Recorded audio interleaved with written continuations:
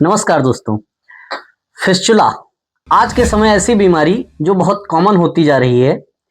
उनके कारणों की बात करें तो आज के सेशन में हम मेनली कारणों की ही बात करेंगे, क्योंकि कई लोगों के मन में ये रहता है कि अगर कारण पता हो तो समस्या को अवॉइड कर सकते हैं। बात सही भी है काफी हद तक। अगर आपको कारण पता हो कि कोई भी बीमारी, कोई भी समस्या किस कारण से हो रही है, तो आप उसको काफी हद तक अवॉइड कर सकते हैं या फिर अर्ली स्टेजेस में पहचान सकते हैं। फिस्चुला एक ऐसी समस्या है जो एनल रीजन में कह सकते हैं। एक तो मल द्वार होता है, मल निकलने का एक नेचुरल रास्ता है जिसे एनल कैनाल कह रहे हैं। हमारे गुदाद्वार के पैरेलली एक टनल जैसा स्ट्रक्चर डेवलप हो जाता है, जिसकी एक ओपनिंग अंदर की तरफ होती है, मलद्वार के अंदर होती है, एनल कैनाल के अंदर, कई बार रेक्टम में, अलग अलग जगहों पर देखी जाती है। और एक ओपनिंग, उसी टनल की एक ओपनिंग मलद्वार के आसपास की स्किन पर देखने को मिलती है। फिस्चुला में होता क्या है कि फिस्चुला ऐसी समस्या है जिसमें अंदर वाली ओपनिंग पहले बनती है और अंदर से बाहर की तरफ ट्रेवल होता है। मतलब पहले अंदर की ओपनिंग बनती है और फिर उसके बाद धीरे धीरे धीरे बाहर की तरफ होती है। और चूंकि डेंटेट लाइन के ऊपर हमारे पेन के लिए सेंसिटिविटी होती नहीं है, तो इसलिए हमको शुरुआत में पता नहीं चलता। ज्यादातर केसेस में जब अब्सेस बन जाता है और बाहर की तरफ कह सकते हैं एक्सटर्नल ओपनिंग बनने को होती है, तब थ्रॉबिंग पेन, तपकन जैसा दर्द स्टार्ट होता है। तो ऐसा लगता है कि कोई फोड़ा या फुंसी बन रहा है मलद्वार के आसपास के हिस्से में। तब ये पता चलता है कि अच्छा, लगता है कोई गंभीर समस्या है। पहले दर्द होता नहीं, क्योंकि दर्द के लिए सेंसिटिविटी नहीं है। ऑटोनोमिक नर्व का इनर्वेशन होता है डेंटेड लाइन के ऊपर। और ज्यादातर फिस्चुला, 80% से ज्यादा फिस्चुला हम कह सकते हैं एनल ग्लैंड में इन्फेक्शन की वजह से होता है।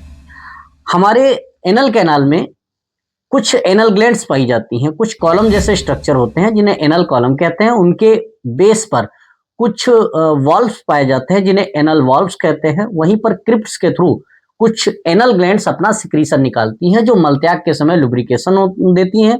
उस लुब्रिकेशन की वजह से जो मल है वो हमारी बॉडी से बाहर आसानी से निकल जाता है। लेकिन अगर कभी उनमें इन्फेक्शन हो जाए तो आज तक ये देखा जाता है कि more than 80% fistula anal gland में इन्फेक्शन की वजह से बनते हैं। अच्छा, कैसे पता कि एनल ग्लैंड में इन्फेक्शन की ही वजह से बनते हैं? क्योंकि मैक्सिमम जो फिस्चुला होते हैं, भगंदर जो मैक्सिमम होते हैं, उनकी इंटरनल ओपनिंग या इंटरनल ओपनिंग को प्राइमरी ओपनिंग भी कहते हैं। और जो एक्सटर्नल मलद्वार के आसपास के हिस्से में ओपनिंग होती है उसको सेकेंडरी ओपनिंग कहते हैं, एक्सटर्नल ओपनिंग कहते हैं। एक्सटर्नल ओपनिंग बाद में बनती है, इंटरनल ओपनिंग पहले बनती है। मैक्सिमम केस में यह देखा जाता है कि एक्सटर्नल ओपनिंग कहीं पर भी बने, इंटरनल ओपनिंग हमेशा डेंटेड लाइन पर देखने को मिलती है। इसका रीजन आप कह सकते हैं कि जो एनल ग्लैंड थी वो अपना सिक्रीशन क्रिप्ट्स, एनल क्रिप्ट्स में निकालती है। मतलब कॉलम, जो आपके एनल कॉलम्स हैं उनके बेस पर वाल्व के थ्रू ढकी रहती है। लेकिन उसमें अगर कोई इन्फेक्शन हो जाए तो उसी इन्फेक्शन की वजह से जो इंटरनल ओपनिंग, जो उसकी क्रिप्ट्स थी, जो जिनके थ्रू वो सिक्रीशन निकाल रही थी, उसी वही इंटरनल ओपनिंग का काम करने लगती है। तो ये तो मुख्य रीजन हो गया, ये तो सभी बताते हैं। इसके अलावा क्या क्या रीजन हो सकते हैं फिस्चुला के? तो कुछ रीजंस की हम लोग बात करते हैं, देखते हैं। अगर इंटरनल ओपनिंग डेंटेट लाइन पर है तो एनल ग्लैंड में इन्फेक्शन की ही वजह से फिस्चुला बनता है, जो कि 80% से ज्यादा फिस्चुला में देखा जाता है। इसके अलावा अगर देखा जाए तो आईबीडी, इन्फ्लेमेटरी बाउल डिजीज, जिसमें दो चीजें आती हैं, एक तो क्रोन्स डिजीज और एक आता है अल्सरेटिव कोलाइटिस। अगर लार्ज इंटेस्टाइन में स्वेलिंग हो जाए, अल्सर्स बन जाए, घाव बन जाए, तो उन दोनों केसेस में, चाहे क्रोन्स डिजीज हो चाहे अल्सरेटिव कोलाइटिस, दोनों में लार्ज इंटेस्टाइन में घाव बनते हैं, स्वेलिंग आती है। पैटर्न थोड़ा अलग अलग है। क्रोन्स डिजीज में थोड़ा गहरे घाव बनते हैं, और अगर अल्सरेटिव कोलाइटिस की बात करें तो उसमें थोड़ा सा कह सकते हैं उथले घाव बनते हैं। लेकिन उनकी वजह से भी फिस्चुला डेवलप हो सकता है। दूसरी बात, फिसर से भी फिस्चुला बन सकता है। जब कई बार देखा जाता है लोगों को क्रॉनिक फिसर होता है, बहुत लंबे टाइम से फिसर होता है, तो उससे भी फिस्चुला बन सकता है। तीसरी बात, एनल कैनाल में चोट लग जाए किसी वजह से, वो उसका कारण कुछ भी हो सकता है, लेकिन चोट लगने की वजह से भी फिस्चुला हो सकता है। या फिर कई ऐसी बीमारियां होती हैं जिनकी वजह से भी फिस्चुला बन सकता है, जैसे हम कह सकते हैं ट्यूबरक्लोसिस या फिर एचआईवी, ऐसी कोई समस्याएं जिनकी वजह से भी फिस्चुला बन सकता है।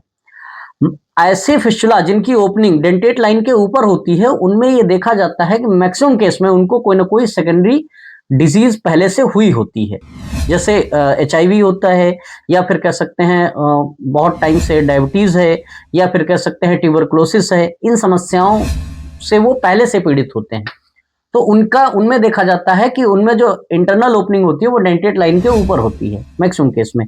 डेंटेट लाइन से नीचे ओपनिंग अगर मिलती है तो वो फिशर से फिस्टुला मैक्सिमम केस में बना होता है, लेकिन अगर डेंटेट लाइन पर इंटरनल ओपनिंग है तो वो एनल ग्लैंड में इन्फेक्शन की वजह से होगा। ठीक, या फिर कह सकते हैं कुछ केसेस में देखा जाता है कि जैसे जब किसी को कैंसर में रेडिएशन थेरेपी चलती है, तब भी ऐसा देखा जाता है कि फिस्टुला बनने के चांसेस बढ़ जाते हैं। HIV जैसी बीमारियां या STD सेक्सुअल ट्रांसमिटेड डिजीज जो होती हैं, उसमें कई मतलब बीमारियां आती हैं, जैसे क्लेमाइडियासिस हो गई, हर्पीज हो गई, HIV हो गई, हेपेटाइटिस B हो गई। इन बीमारियों में भी फिस्टुला बनने के चांसेस बढ़ जाते हैं। ठीक, तो ये कुछ ऐसे कॉमन फैक्टर हैं। डायरिया, अगर क्रोनिक डायरिया है तो उसमें फिस्टुला बनने के चांस होते हैं। अगर किसी को क्रोनिक कॉन्स्टिपेशन है लंबे समय से, तब भी फिस्टुला बन सकता है। लेकिन मोस्ट ऑफ द केसेस में फिस्टुला देखा जाता है कि एनल ग्लैंड में इन्फेक्शन की वजह से ही बनता है। तो शुरुआती स्टेज में कैसे पहचाने, तो आप कुछ लक्षणों का ध्यान रख के शुरुआती स्टेज में पहचान सकते हैं, जैसे मलद्वार में भारीपन लगना, या मलद्वार में किसी टाइम पस का आना, मलद्वार के आसपास के हिस्से में कोई फोड़ा या फुंसी बनना जो एक बार में ठीक नहीं होता, बार बार बनता है, फूटता है, बनता है, फूटता है। दवा खा लेते हैं तो ऐसा लगता है एक्सटर्नल ओपनिंग हील हो गई, ठीक हो गया, लेकिन कुछ टाइम बाद दोबारा बन जाता है, पस कलेक्शन होता है, पस निकलने के बाद या बदबूदार पानी निकलने के बाद आराम मिल जाती है, या कई बार बदबूदार पानी निकलता ही रहता है।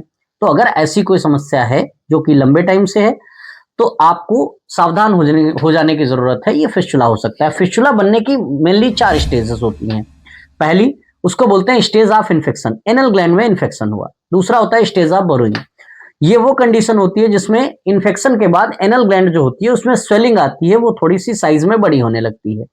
तीसरी स्टेज होती है पस कलेक्शन, जब इन्फेक्शन हो गया, साइज बड़ा होने लगा, स्वेलिंग आने लग गई, फिर उसके बाद धीरे धीरे उसमें पस कलेक्शन होता है, और पस कलेक्शन के बाद ग्रेविटी की वजह से वो मलद्वार के आसपास की स्किन की तरफ ट्रेवल करता है, और ट्रेवल करके उसकी सेकेंडरी ओपनिंग बनती है, तो उसको बोलते हैं, वो जब सेकेंडरी ओपनिंग एक्सटर्नल ओपनिंग बनने लग जाती है तो उसे बोलते हैं फोर्थ स्टेज, कंप्लीट फिस्टुला बन गया है। अगर फिस्टुला है तो 90% केसेस में देखा जाता है कि ये दवाओं से ठीक नहीं होता। 90 नहीं, हम कह सकते हैं 99% केसेस में ये मेडिसिन से ठीक नहीं हो पाता।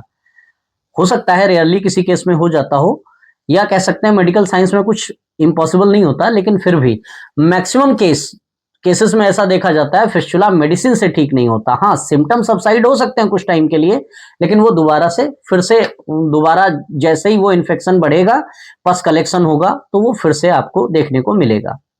फिर क्या करें? फिस्टुला में अगर सही से ट्रीटमेंट लेना है तो इसका सही ट्रीटमेंट सर्जरी ही होती है। अच्छा, सर्जरी कितने टाइप की? तो बहुत टाइप की है। मॉडर्न सर्जरी भी है, लेजर सर्जरी भी है, छारसूत्रा भी है, और भी कई सारी टेक्निक्स हैं जिनका यूज किया जाता है। तो बेहतर कौन सी है? सबके अपने अपने कुछ ना कुछ फायदे हैं, कुछ ना कुछ नुकसान है। अगर हम बात करें छारसूत्रा की, जिसमें मैं प्रैक्टिस करता हूं, छारसूत्रा एक बेस्ट टेक्निक है, बहुत पुराने टाइम की है, कह सकते हैं एंशियंट टाइम में आचार्य सुश्रुत ने, और मतलब हमारे आयुर्वेद में वर्णित है।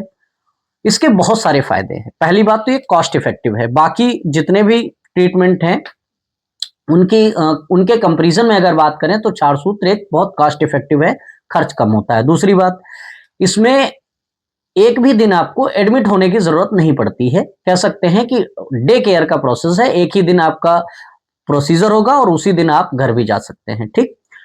तीसरी बात, इसमें कोई तुरंत ऐसा घाव नहीं बनता जिसमें आपको एडमिट या बेड रेस्ट होने की जरूरत पड़े।